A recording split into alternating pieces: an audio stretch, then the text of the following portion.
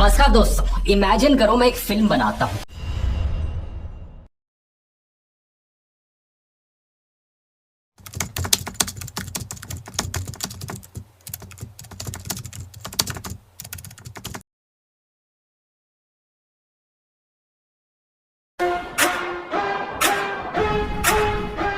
एक फिल्म जिसमें हमारा मेन किरदार है एक स्पाई, एक जासूस जिसे भेजा जाता है पाकिस्तान में आतंकवादियों के नेटवर्क्स को इन्फिल्ट्रेट करने के लिए। ये एक बड़ा सीक्रेट ऑपरेशन है जिसे हम नाम दे देते हैं ऑपरेशन भवंडर। इस फिल्म में आगे आप देखते हो कि कैसे हमारा जासूस बड़ी मेहनत से काम कर रहा है। ढेर सारे इंटेलिजेंस इनपुट्स वो अपने बॉस और रॉ के चीफ को भेजता है। एक दिन ऐसा ही एक इंटेलिजेंस इनपुट 2018 के समय में उसे पता चलता है। वो अपने बॉस को बताता है, सर 2019 के अर्ली में कहीं ना जासूस ऑलमोस्ट पकड़ा जाता है, लेकिन किसी ना किसी तरीके से वो फाइनली सक्सेसफुल रहता है। एक दिन वो अपने बॉस को फोन करके कहता है, सर पता लग गया, 14 फरवरी 2019 को पुलवामा में एक आर्मी की कॉन्वॉय गुजरेगी, उसे ये आतंकवादी निशाना बना रहे हैं। बॉस जासूस का धन्यवाद करते हैं और तुरंत जाकर प्रधानमंत्री के ऑफिस में ये इन्फॉर्मेशन देते हैं। सीधा प्रधानमंत्री से कहते हैं 11 इंटेलिजेंस इनपुट्स आए हैं सर, हमें इस कॉन्वॉय को बाय रोड नहीं भेजना चाहिए, आतंकवादी हमला होने का चांस बहुत ज्यादा हाई है। यहाँ पर हमें प्रधानमंत्री के चेहरे की एक झलक देखने को मिलती है, सफेद दाढ़ी,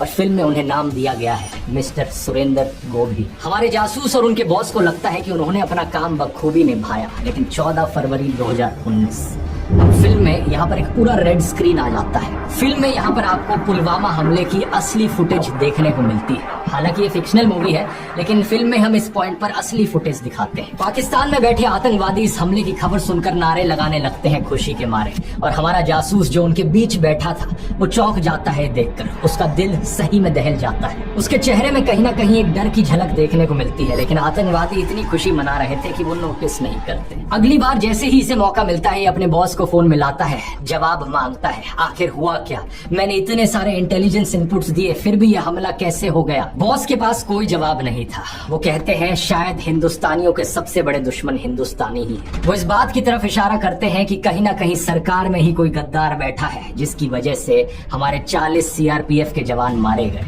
जासूस को कहा जाता है कि वो अपनी कोशिश जारी रखे। फिल्म में एक सैड सॉन्ग आता है, और जब क्लाइमैक्स की तरफ बढ़ती है हमारी ये फिल्म, तो एक बड़ा ही शॉकिंग ट्विस्ट हमें देखने को मिलता है। आतंकवादियों के अड्डे की अलमारियां सर्च करते वक्त हमारे जासूस के हाथ एक ऑडियो रिकॉर्डिंग लगती है, और जब वो इसे सुनता है तो उसे यकीन नहीं होता अपने कानों पर। इस ऑडियो रिकॉर्डिंग में हमारे प्रधानमंत्री गोभी जी की आवाज थी, और दूसरी तरफ बात कर रहे थे आईएसआई के हेड। गोभी जी कहते हैं, कुछ लोग मरेंगे मरने दो, कुछ गाड़ियां जलेंगी जलने दो, लेकिन इलेक्शन से ठीक पहले अगर ये हमला होगा तो मुझे इलेक्शन में इसका बहुत बड़ा फायदा मिलेगा। आईएसआई का हेड दूसरी तरफ से जवाब देता है, ठीक है सर, 14 फरवरी डन समझे।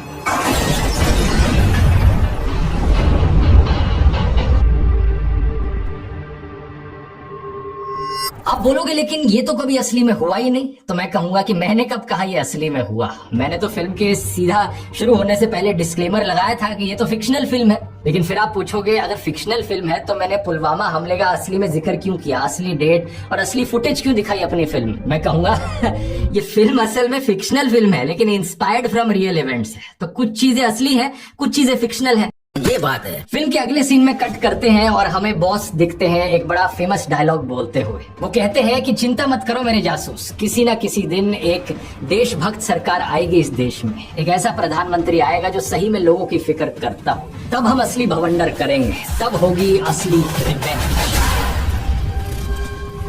कैसी लगी मेरी इमेजिनरी फिल्म दोस्तों?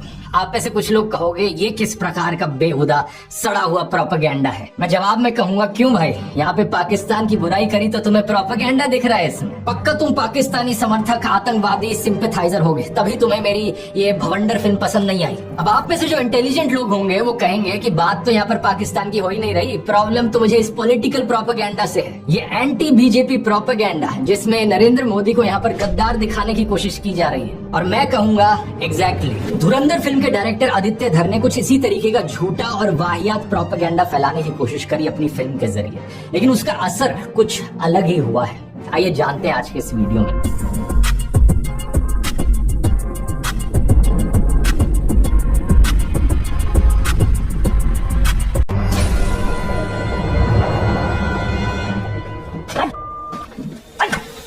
ऋतिक ऋतिक रोशन ने कहा कि भले ही फिल्म की पॉलिटिक्स से वो सहमत ना हो, भले ही वो बहस कर सकते हैं फिल्मकारों की जिम्मेवारी को लेकर, लेकिन स्टोरी टेलिंग बहुत अच्छी थी और एक सिनेमा के स्टूडेंट के रूप में उन्हें बहुत कुछ सीखने को मिला। शानदार। तो बेसिकली उनका मतलब यह है कि भले ही प्रोपेगेंडा है लेकिन फिल्म अच्छी बनाई है। लेकिन मैं यहाँ पर कहूंगा दोस्तों कि भले ही फिल्म कितनी भी अच्छी क्यों ना हो, लेकिन आखिर में है तो प्रोपेगेंडा ही। हिटलर के समय में नाजी प्रोपेगेंडा फिल्म मेकर लेनी रिफेनस्टाल ने फिल्में बनाई जैसे कि ट्रायम्फ ऑफ द विल, जिनकी फिल्म की टेक्निक की बहुत तारीफ हुई। ऊपर से हिटलर की विचारधारा को बढ़ा चढ़ाकर दिखाने वाली ये झूठी प्रोपेगेंडा फिल्में अपने समय में बहुत प्रॉफिटेबल भी थी। अपने साल की सबसे बड़ी बॉक्स ऑफिस हिट्स भी बनी ये फिल्में जर्मनी में। लेकिन वर्ल्ड फेमस क्रिटिक सुजान सोनटाग ने अपने आर्टिकल में इस बात पर जोर दिया कि प्रोपेगेंडा तभी इफेक्टिव होता है जब उसे अच्छे से पेश किया जाए, और इसलिए अच्छे से बनाया हुआ प्रोपेगेंडा कहीं ज्यादा खतरनाक है। द ताज स्टोरी और बंगाल फाइल्स जैसी फिल्में इतनी खतरनाक साबित नहीं हुई क्योंकि वो बकवास फिल्में थी,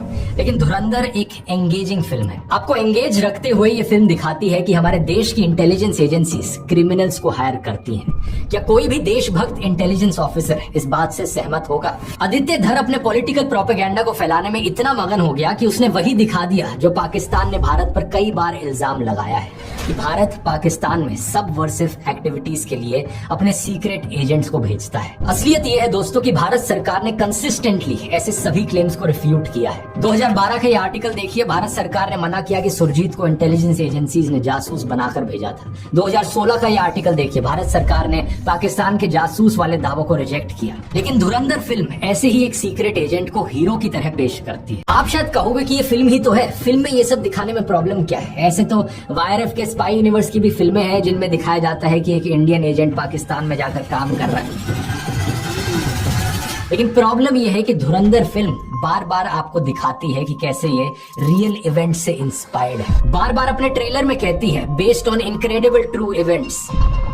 26 नवंबर के असली आतंकी हमले को दिखाया जाता है, असली न्यूज फुटेज के साथ दिखाया जाता है। आतंकी और उनके हैंडलर्स की रियल लाइफ ऑडियो रिकॉर्डिंग्स तक इस्तेमाल की जाती हैं। इवन पाकिस्तान के शहर लायरी में जो गैंगस्टर्स दिखाए गए हैं, बाबू डकैत, रहमान डकैत, उजैर, इस नाम से रियल लाइफ में गैंगस्टर्स रहे हैं और पुलिस वाला चौधरी असलम भी रियल लाइफ में एक कैरेक्टर रहा है। फिल्म ऑडियंस के लिए एक रियल लाइफ सिनेरियो पेश करती है और उसके बीच में अपनी कल्पना से फिक्शन जोड़ देती है, ठीक उसी तरीके से जैसे हमने अपनी इमेजिनरी फिल्म भवंडर में किया। एक्चुअली में रहमान डकैत की मौत 9 अगस्त को ही हुई थी। वो पुलिस ऑफिसर चौधरी असलम के एक इनकाउंटर ऑपरेशन में मारा गया था, लेकिन फिल्म में ऐड किया गया कि भारत का एक फिक्शनल सीक्रेट एजेंट इसमें शामिल था। दिखाया है कि रहमान डकैत के मरने से पहले वो उसे हॉस्पिटल तक लेकर आया, लेकिन असलियत में ऐसी कोई न्यूज रिपोर्ट नहीं है। आप ये 10 अगस्त 2009 की न्यूज देख सकते हो जहां बताया गया है कि उसका एनकाउंटर बिन कासिम इलाके में हुआ। पीपल्स अमन कमेटी के चेयरमैन अब्दुल मजीद सरबाजी ने एक्सप्रेस ट्रिब्यून को ऑटोप्सी रिपोर्ट के बारे में बताया कि रहमान डकैत को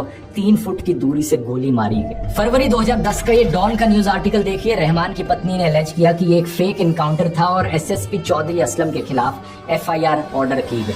हम हाई कोर्ट भी जाएंगे, सुप्रीम कोर्ट भी जाएंगे। हम सरदारी साहब से भी अपील करते हैं केस के मुतालिक गौर करें और चौधरी असलम के खिलाफ एक्शन ले। तो क्या फैक्ट है और क्या फिक्शन, ऑडियंस ये नहीं जान पाती, और जानना तो छोड़िए, फिल्म में खोए हुए दर्शक इस बात पर गौर भी नहीं करते। इसी कारण से उनके लिए ये सब कुछ एक गॉस्पेल ट्रुथ बन जाता है।